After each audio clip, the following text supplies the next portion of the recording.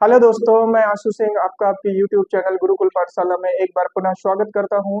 आज मैं आपके लिए नंबर सिस्टम की तीसरी क्लास लेकर के आया हूं, जिसमें आपको प्रमेय और अप्रमेय संख्याएं पढ़ाई जाएंगी। तो आइए शुरू करते हैं। वास्तविक संख्या को मैंने लास्ट वाले वीडियो में पढ़ा दिया है। अगर आपने नहीं देखा है तो उसे जाकर के देख लीजिएगा, तभी ये क्लास आपको समझ में आएगी। वास्तविक संख्या के दो भाग, प्रमेय संख्या और अप्रमेय संख्या। प्रमेय संख्या किसे कहते हैं? ऐसी संख्या है जिनको P/Q के रूप में लिखा जा सके, लेकिन जहां पर P और Q क्या होना चाहिए? पूर्णांक संख्या।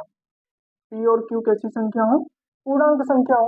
तो पूर्णांक संख्या जान लीजिए किसे कहते हैं। नेगेटिव से लेकर जीरो सहित पॉजिटिव तक की सभी संख्याएं कैसी संख्या कहलाती हैं? पूर्णांक संख्या कहलाती है। अर्थात मैं कहूँ -5, -4, -3 dot dot dot 0 1 2 3 4 4 dot dot dot, ये सभी पूर्णांक संख्याएं कहलाएंगी। तो ऐसी संख्याएं पूर्णांक संख्याएं कहलाती हैं। साथ ही साथ एक कंडीशन और है कि जो Q हो वो जीरो के बराबर नहीं होना चाहिए। ये वाला जो Q है वो जीरो के बराबर नहीं होना चाहिए। इन दो कंडीशन के साथ में यदि P/Q के रूप में कोई संख्या लिखी है तो वो प्रमेय संख्या कहलाएगी। आइए जरा एक दो एग्जाम्पल ले लेते हैं। तो एग्जाम्पल कैसा रहेगा मैं बताता हूँ, जरा समझिए। एग्जाम्पल में जैसे 1/2 P/Q रूप में है, पूर्णांक संख्या। दो, सभी संख्या के गुणे में और बटे में एक छुपा रहता है, तो दो को हम 2/1 समझ सकते हैं पूरा। ये आपका प्रमेय संख्या हो गया, कोई बात नहीं है। अगर अब मैं आपसे कहूं कि -5, तो -5 को भी बटे 1 में लिखा जा सकता है। ठीक है, कोई बात नहीं, ये भी प्रमेय संख्या है, क्योंकि ये -5 कैसा है? पूर्णांक है, ये भी एक पूर्णांक है, कोई दिक्कत नहीं है। 0/1 ये भी प्रमेय संख्या है, क्योंकि ये भी पूर्णांक है और ये भी पूर्णांक। 1/0 ये प्रमेय संख्या नहीं है। क्यों नहीं है? क्योंकि सीधा सीधा कहा गया है कि Q नॉट इक्वल 0। Q का मान 0 के बराबर नहीं होना चाहिए। ऊपर 0 हो सकता है लेकिन नीचे 0 नहीं हो सकता है। ध्यान रखिएगा इस बात को। आइए जरा सा, तो ये प्रमेय संख्या नहीं है, ये बात आप समझ गए। तो और बाकी सभी प्रकार की 3, 4, -5 ये सभी प्रमेय संख्या कहलाएंगे, क्योंकि इन सभी के बटे में एक छुपा रहता है। कोई भी एग्जाम्पल आप ले लीजिए। आइए जरा अप्रमेय संख्या, जिनको P/Q के रूप में न लिखा जा सके वो अप्रमेय संख्या। जरा जानते हैं कैसे? जैसे कि मैं आपसे कहूं कि √2, अब √2 को हम √2 तो लिख सकते हैं, लेकिन नीचे पूर्णांक संख्या है, ऊपर पूर्णांक संख्या नहीं है। जबकि सीधे लिखा है कि P और Q कैसा होना चाहिए? पूर्णांक। और जब ये पूर्णांक संख्या नहीं है तो ये प्रमेय संख्या नहीं है। ये कैसी संख्या है? अप्रमेय संख्या। इसको P/Q के रूप में नहीं लिखा जा सकता। √3 अप्रमेय संख्या, क्योंकि ऊपर ये पूर्णांक नहीं है। √4 ये बाहर आ जाएगा, ये बाहर आ जाएगा तो ये प्रमेय संख्या बन जाएगी, इसलिए ये अप्रमेय संख्या नहीं। √5 अप्रमेय संख्या।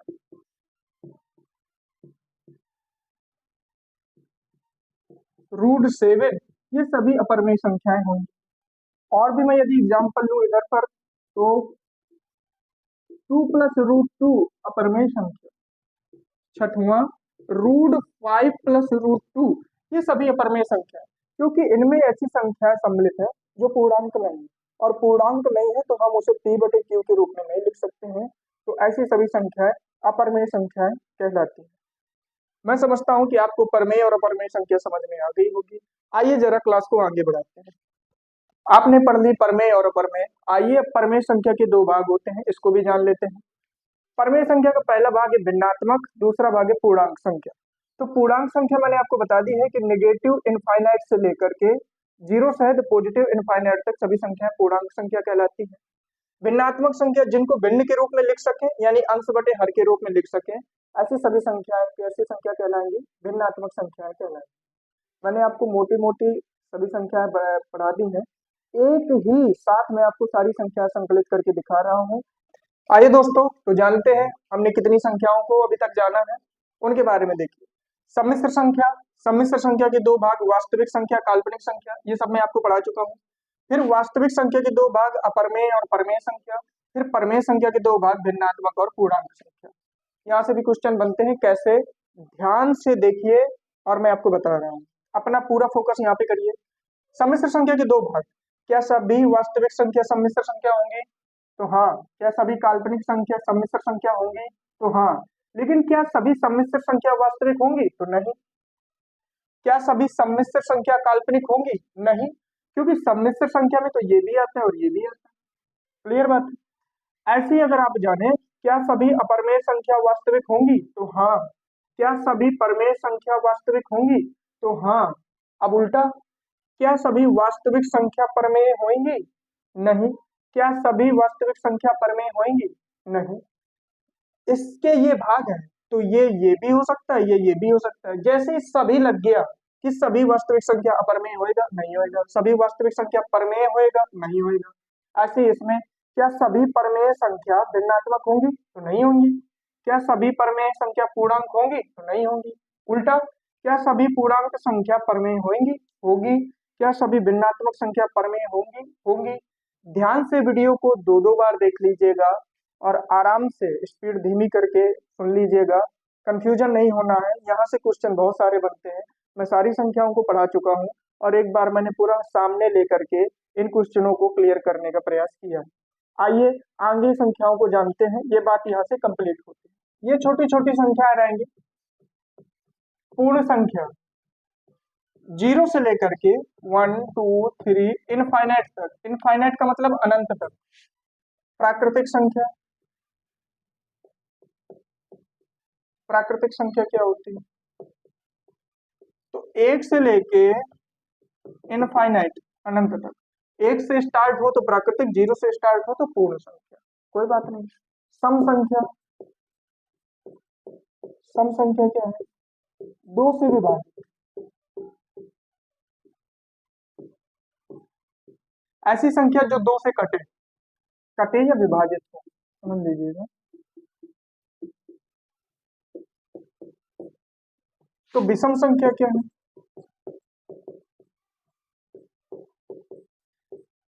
दो से विभाजित ना हो।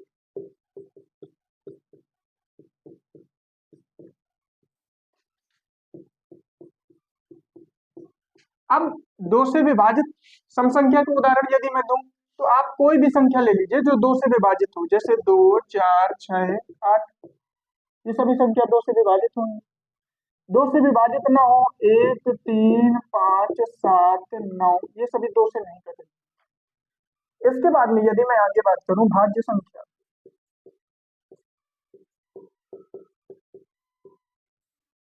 भाज्य संख्या में याद रखिएगा कि कम से कम तीन संख्याओं से विभाजित हो। तीन संख्या से या संख्याओं से विभाजित हो। क्या मतलब हुआ इसका? ऐसी संख्या जो कम से कम तीन संख्या से कटे। जरा समझिए, जैसे एग्जांपल इसके लीजिए क्योंकि ये कंफ्यूजन करता है। जैसे आप मान लीजिए आपका आ जाता है 4।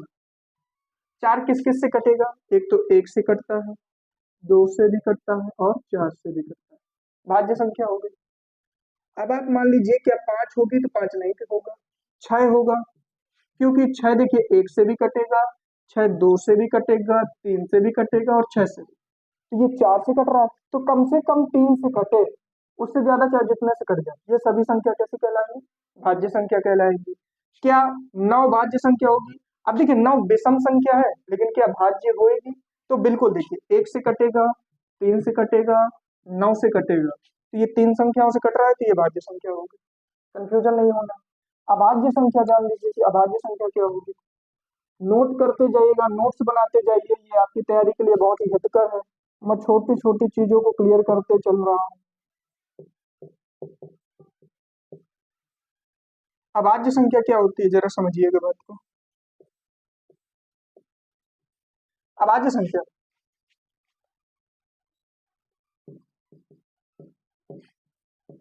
इसके लिए आप कैसे दिमाग में इसको रखिए,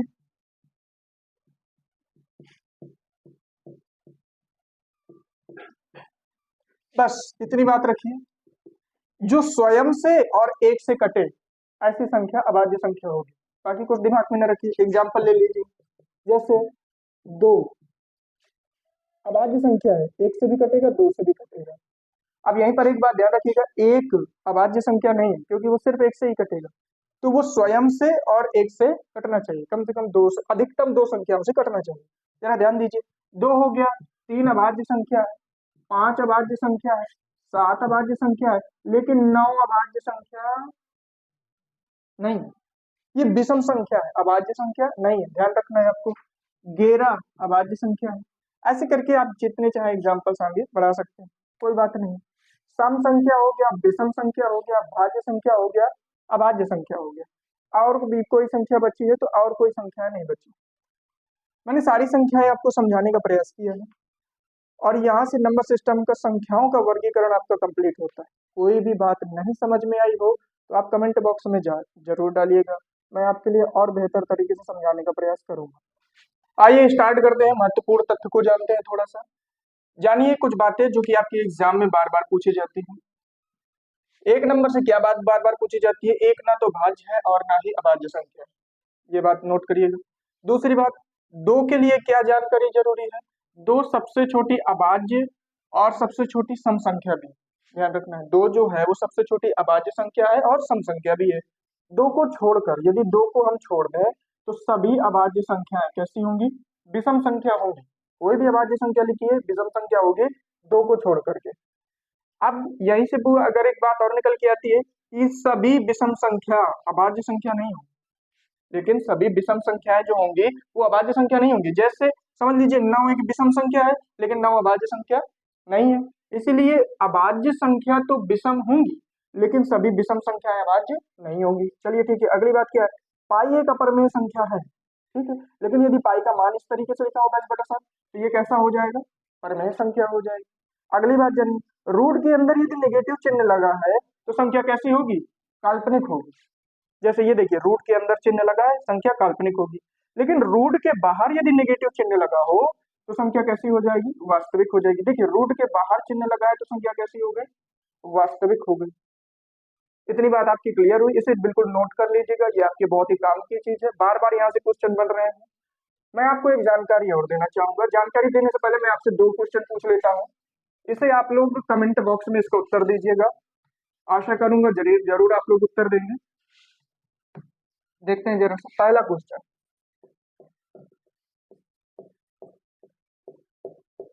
क्या सभी परमेय संख्या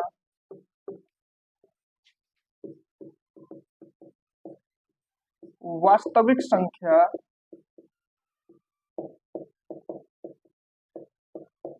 होती हैं? पहली बात। दूसरा क्वेश्चन, पाई